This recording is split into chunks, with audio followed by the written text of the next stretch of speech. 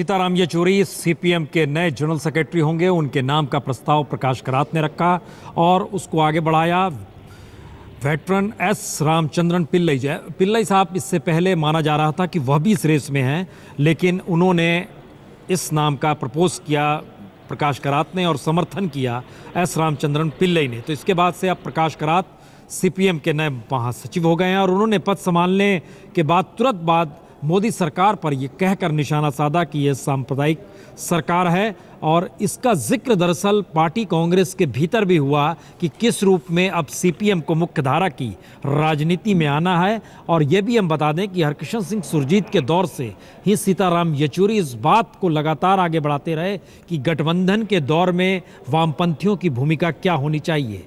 और इन सब के बीच जो 16 सदस्यीय नया पॉलिट ब्यूरो हुआ उसमें 4 नई एंट्री हुई है। यह भी हम आपको बता दें, मोहम्मद सलीम को रखा गया है, सुभाषनी अली, हनान मुल्ला, जे कृष्णन, ये इन सभी को रखा गया है पॉलिट ब्यूरो में। आइए उन्होंने खुद क्या कहा ये सुनिए पहले।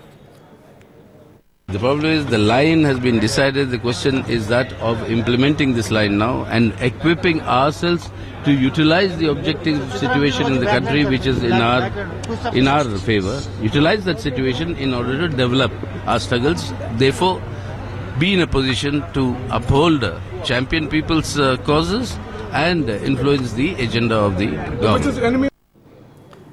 62 साल के सीताराम येचुरी लगातार इस बात को मानते रहे हैं कि सीपीएम या वामपंथी धारा को वर्ग संघर्ष का जिक्र जरूर करना चाहिए, लेकिन उसको इस रूप में रखना चाहिए जिससे देश की जो विविधता है उसमें कहीं वामपंथी राजनीति की झलक भी दिखाई दे।